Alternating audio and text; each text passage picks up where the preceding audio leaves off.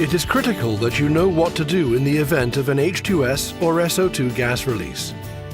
To make it easy to remember, we've assigned each step an identifying letter. The first step you must take begins with A, the second with B, and so on. So let's take a look at what you need to do in the event of a gas release, or what we call the ABCs of initial response. A is for abandon. You must abandon the area immediately and evacuate to a safe area. Check wind conditions and move upwind from the release or crosswind away from an upwind release. Remember, H2S and SO2 are both heavier than air, so higher ground may also offer some relief. B is for broadcast. You must broadcast the alarm and follow your workplace procedures. For example, sound whistle, horn, or call by radio. Call for help. C is for count and consider. Conduct a head count and assess the situation for other hazards. D is for don. Don your respiratory protective equipment. Always put on your SCBA before attempting to rescue fallen co-workers. E is for exercise recovery operations. Only once you've donned your SCBA are you permitted to re-enter the exposed area to remove victims to safety. F is for first aid. Administer first aid and CPR if necessary. Call for emergency services and continue CPR until EMS arrives. Ensure the individual is kept warm and remove any contaminated clothing. Keep conscious individuals at rest. Be aware of possible accompanying injuries. For example, if the victim's eyes are red and painful, flush with large amounts of clean water for at least 15 minutes. Ensure the workers receive medical care as soon as possible. The worker must not be allowed to return to work or other activities after being knocked down by H2S. G is for guide. Guide EMS by providing directions and information to medical services. Even if the victim revives quickly, they still require medical attention because there remains a danger that fluid may collect in the lungs. Arrange a transport of the victim to medical aid and provide the necessary information to emergency medical services. Now that you know when it's safe to rescue a co-worker knocked down by H2S, we should cover how to remove the victim to safety. If you are alone and conducting the rescue yourself, you can simply grasp the victim's collar and drag them to safety. Use your wrists and forearms to support their head. Check your travel path periodically to ensure it's clear. The obvious difficulty with this technique is that it requires that you walk backwards. Another method if you are alone is to reach through under the victim's arms, crossing and grasping both arms while lifting the victim. Although this technique allows you to stand more upright, you are still walking backwards and need to be aware of your travel path. With two rescuers, loosen the neckline of the victim's coveralls and each grasp a side of the coveralls with one hand and lift and pull in unison. With this method, rescuers can fully stand and walk in the forward direction, and the victim's head is supported by their clothing. Care must be taken to ensure the victim's clothing is loosened enough to prevent any pressure on the neck and throat. Another option with two rescuers is to have one rescuer at the victim's head and the other at the feet. Cross the victim's arms at their chest and overlap their legs. One rescuer lifts the victim by reaching through under the arms and lifting at the chest, while supporting the victim's head against the rescuer's chest. The second rescuer lifts the victim at the lower legs and places both legs under one arm, leaving the other arm ready to open doors as they carry the victim to safety. So now that we know our ABCs of initial response, let's take a closer look at what to do in the event of an H2S release. When working in an H2S environment, a constant awareness of the wind direction is essential in or around the areas that could accidentally release toxic gas. The flags and windsocks will point in the opposite direction from which the wind is originating. For example, the windsock shown here is pointing to the east, so we know that the wind is blowing from the west. Wind direction is reported by the direction from which it originates. It sounds confusing, so let's look at a few examples. If the flags and windsocks are pointing south, then it would indicate a northerly wind. If they are pointing west, it would mean there is an easterly wind. Let's say you observe the flag on the main administration building and notice that it's pointing north. What wind direction would this indicate?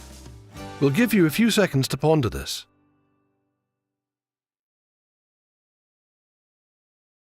You'd be right if you answered southerly.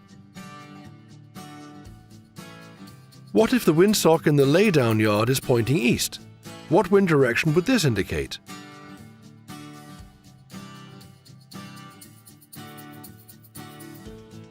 It would be a westerly wind. This time you were listening to the radio, and it reports that the wind is westerly. From which direction is the wind blowing?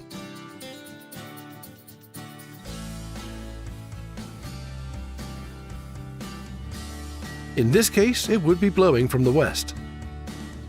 Knowing the wind direction and how it is reported could be essential in any accidental gas release situation. Obviously, the wind direction is not limited to the 4 directions we talked about previously, but you should now have a good understanding of how it is reported. If the area flags are pointing southwest, then this would indicate a northeasterly wind, and so on. But why is all this talk about the wind so important? Well, if there is a gas release, you need to get away from or abandon the area as quickly and safely as possible. You have to ensure that you are not running into the path of the toxic gas. Your goal is to get upwind of the gas, and you can't do that if you don't know which way the wind is blowing the gas. Keep in mind, though, that H2S is heavier than air, so higher ground is also better.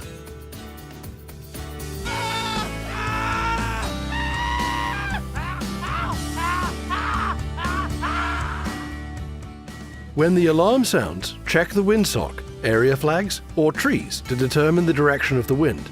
In this example, the windsock is pointing south, so you know it's a northerly wind which will be blowing the gas to the south. The gas release is to the south of your position, so to head upwind means you head north. If you are located upwind from a gas release, then continue to move upwind away from the release area. Let's look at the example again, but this time you are in a different location when the alarm sounds. From this position, the release is upwind of you. If you were to head upwind now, you would be walking directly into the toxic gas. Heading downwind is also not an option, since the gas will be blowing directly into your path if you do. The best option, therefore, is to initially head crosswind. In this scenario, heading west appears to be the best option. Your goal should be to get upwind of the release, but if you are located downwind, you will need to initially head crosswind away from the release area, then head north. If you are located upwind from a gas release, then continue to move upwind away from the release area. Never move downwind of a gas release. Here is an aerial view of a gas release situation. Imagine yourself standing in position 1. You are wearing safety glasses, a hard hat, and safety boots. The gas alarm just started flashing. In which direction should you head to safely abandon the area?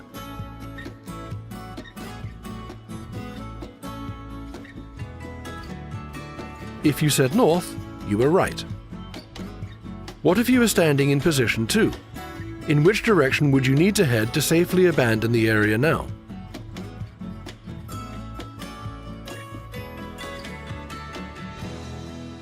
If you said west, you were right. This time you are standing in position 1 when the alarm starts to sound. You know your co-worker is lying on the ground in position 2. What would you do?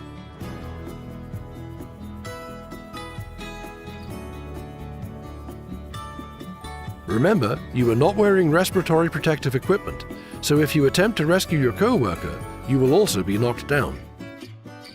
You must abandon the area immediately before attempting any rescue. The alarm is broadcasting and you've counted 1 worker knocked down. Consider, can you safely re-enter? You don your air pack and exercise recovery by getting to your co-worker and dragging or carrying him or her to safety. Then you administer first aid and guide emergency services. Every worksite will be different. Get to know the muster stations. If it's an H2S environment, get to know the location of the alarms. Locate the windsocks. Get to know the landscape. Ensure you have all of the PPE necessary. You may need personal gas detectors. If so, ensure you know how to operate them. Make sure you know the location of emergency equipment and air packs. Ensure you have the training needed to don and wear the equipment. When you are dealing with H2S, there are no do-overs. Resist running in to save a co-worker that's just been knocked down by H2S until after you've donned your RPE. If it got them, it will get you too. This course covers the basics, but to become competent, you need practical experience. Never work in known H2S environments without familiarization training on respiratory protection equipment. Become proficient donning the equipment before your life or your body's life hangs on your ability to get it on in a hurry. Remember your ABCs, and don't take chances with your health and safety. Make sure you know the safe work procedures and be diligent in following them. Your family is counting on you to make it home safely at the end of every day.